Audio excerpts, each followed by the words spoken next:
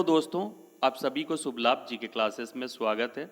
आज 21 नवंबर 2024 आज की इंपॉर्टेंट करंट अफेयर्स क्लास को शुरू करते हैं। फर्स्ट क्वेश्चन, बिहार के राजगीर में आयोजित महिला हॉकी एशियाई चैंपियंस ट्रॉफी 2024 किसने जीता है? और इसका सही आंसर है भारत ने जीता है, चाइना को हराकर। यानी इसका सही आंसर क्या हो जाएगा? बी, भारत। आइए डिटेल्स में देखते हैं। बिहार के राजगीर में आयोजित महिला हॉकी एशियन चैंपियंस ट्रॉफी 2024 के फाइनल में भारत ने चीन को 1-0 से हराकर महिला हॉकी एशियाई चैंपियंस ट्रॉफी 2024 जीता है। दीपिका को प्लेयर ऑफ द टूर्नामेंट चुना गया। उन्होंने 11 गोल किए हैं, जिसमें 4 फील्ड गोल थे, और लगातार दूसरी बार भारत ने एशियन महिला चैंपियंस ट्रॉफी अपने नाम किया है, और भारत तीसरी बार एशियाई चैंपियंस ट्रॉफी जीता है। इसमें से 2023 में रांची में और 2016 में सिंगापुर में एशियाई चैंपियंस ट्रॉफी जीता था। अब देखिए इंपॉर्टेंट पॉइंट्स।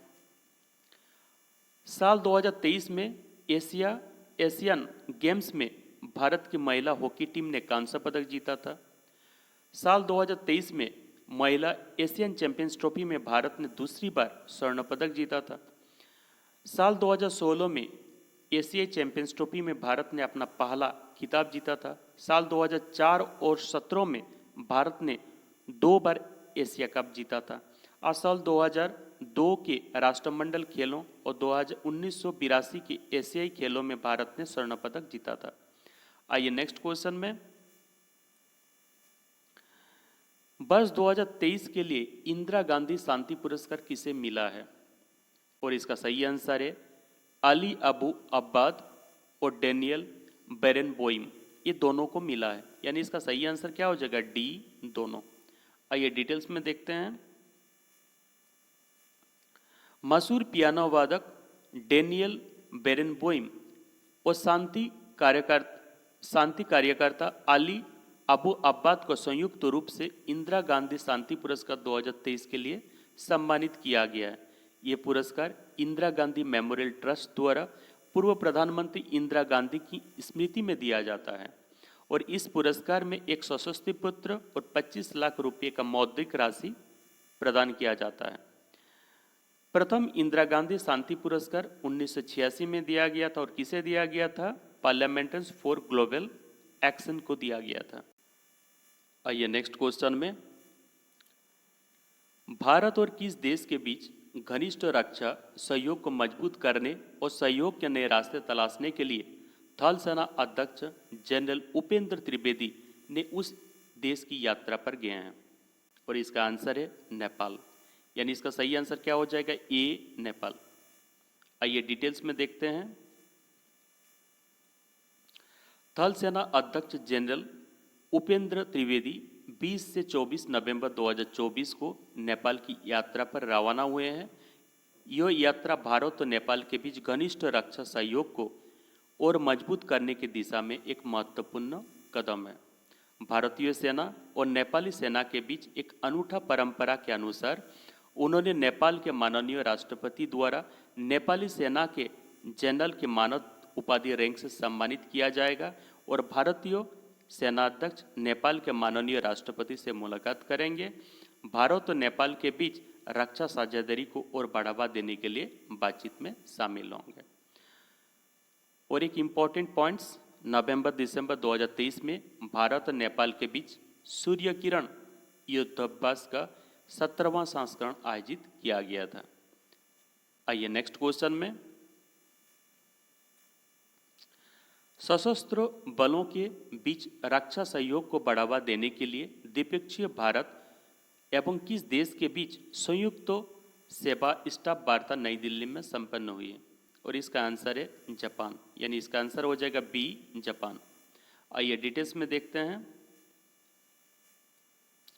20 नवंबर 2024 को नई दिल्ली में एकीकृत स्टाफ और जापान सेल्फ डिफेंस फोर्स के संयुक्त स्टाफ के बीच द्वितीय भारत जापान संयुक्त सेवा स्टाफ संपन्न हुई है वार्ता।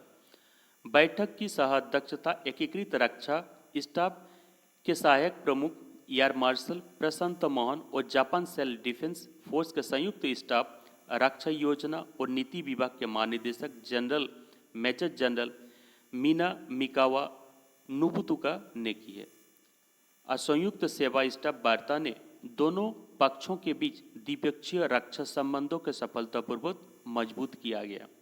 अपनी रक्षा साझेदारी के महत्वपूर्ण घटकों के रूप में अंतरिक्ष और साइबर प्रौद्योगिकियों में सहयोग को बढ़ावा देने में साझा करने की प्रतिबद्धता व्यक्त की।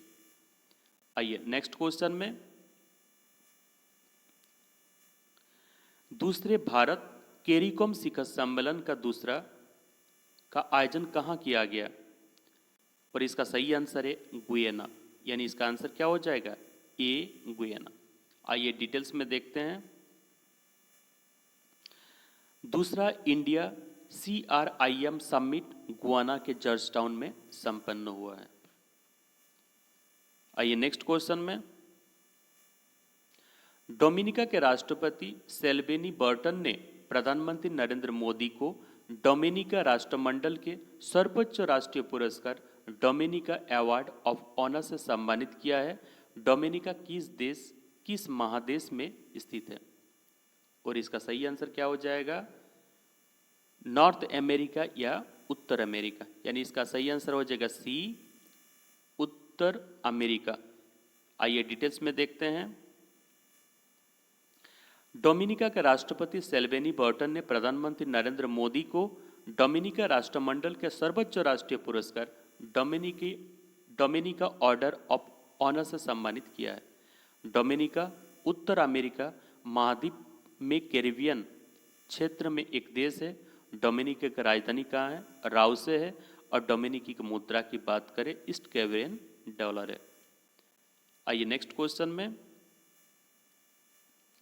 भारत का पहला नाइट सफारी पार्क किस शहर में विकसित किया जा रहा है?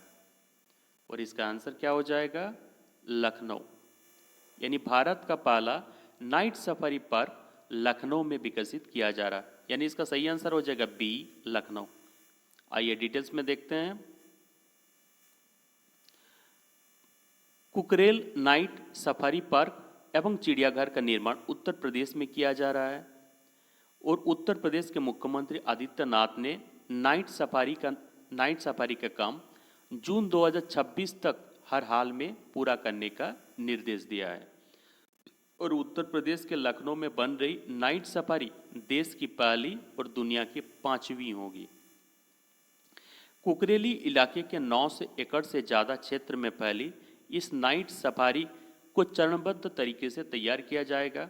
इसमें जलपान क्षेत्र, 3D थिएटर, सभागार और पार्किंग समेत अनेक सुविधाएं होंगे। आइए नेक्स्ट क्वेश्चन में, Maharashtra state open badminton tournament में पुरुष एकल का खिताब किसने जीता है? और इसका सही आंसर है हर्षित माहिकर, यानी इसका आंसर क्या हो जाएगा? ए, हर्षित माहिकर। यानी Maharashtra state open badminton tournament में पुरुष एकल का खिताब हर्षित माहिकर ने जीता है। आइए डिटेल्स में देखते हैं। हर्षित माहिकर ने Maharashtra state open badminton tournament में पुरुष एकल का खिताब जीता है। महर्षि माहिकर ने चौथी वरीयता प्राप्त सोहम पाठक को हराकर, जबकि लड़कों के अंडर 17 मुकाबले में उन्होंने तनई को हराकर 2 खिताब अपने नाम किया है। और प्रीशा साहा ने Maharashtra state open badminton tournament में महिला एकल का खिताब जीता है और प्रीशा साहा ने देबांशी सिंधे को हराया है। आइए नेक्स्ट क्वेश्चन में, संयुक्त राष्ट्र ने हाल ही में किस राज्यों के बस्तर गांव को पर्यटन स्थल के रूप में नामित किया है? और इसका सही आंसर क्या है? छत्तीसगढ़। यानी संयुक्त राष्ट्र ने हाल ही में छत्तीसगढ़ के बस्तर गांव को पर्यटन स्थल के रूप में नामित किया है। इसका सही आंसर हो जाएगा डी, छत्तीसगढ़। आइए डिटेल्स में देखते हैं। छत्तीसगढ़ के बस्तर जिले के एक गांव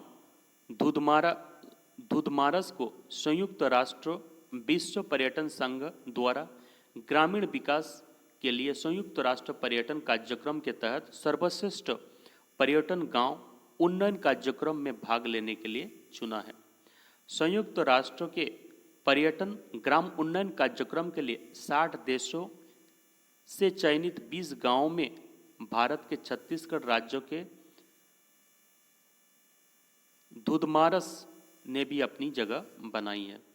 आइए नेक्स्ट क्वेश्चन में, कौन सा देश पहले खो खो विश्व कप की मेजबानी करेगा? और इसका सही आंसर क्या है? भारत, यानी इसका आंसर हो जाएगा बी, भारत। आइए डिटेल्स में देखते हैं। भारत 13 से 19 जनवरी 2025 तक नई दिल्ली के प्रतिष्ठित IGI स्टेडियम में पहली बार खो खो विश्व कप की मेजबानी करेगा। 6 महाद्वीपों के 24 देशों ने भाग लेंगे, जिसमें 16 पुरुष और 16 महिला टीमें शामिल होंगी। एशिया का प्रतिनिधित्व मेजबान भारत के साथ दक्षिण Korea, Pakistan, Sri Lanka, Bhutan, Bangladesh, Nepal, Indonesia, Iran और मलेशिया करेंगे। आइए नेक्स्ट क्वेश्चन में, विश्व बाल दिवस हर साल कब मनाया जाता है?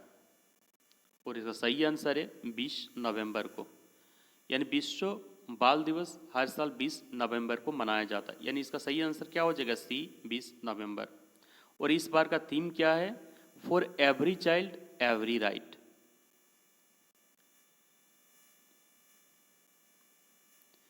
विश्व बाल दिवस यूनिसेफ द्वारा बच्चों और बच्चों के लिए वैश्विक कार्रवाई का दिन है। 20 नवंबर को 1959 और 1989 क्रमशः संयुक्त राष्ट्र महासभा द्वारा बाल अधिकारों पर शोषण और कन्वेंशन को अपनाने की वर्षगांठ को स्मरण करता है।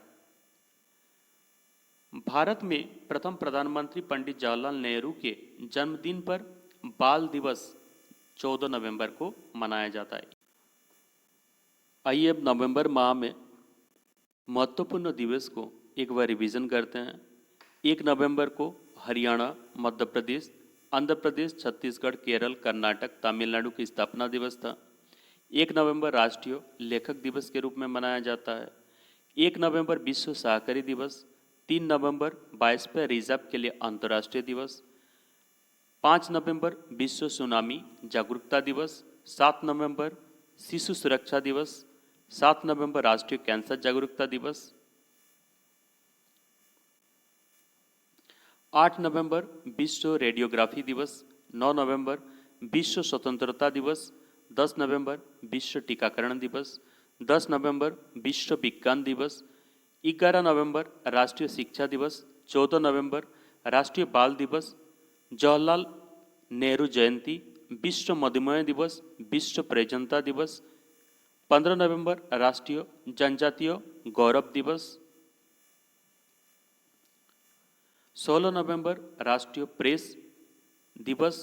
16 नवंबर अंतर्राष्ट्रीय सहनशीलता दिवस। 17 नवंबर अंतर्राष्ट्रीय छात्र दिवस। 17 नवंबर राष्ट्रीय मिर्गी दिवस।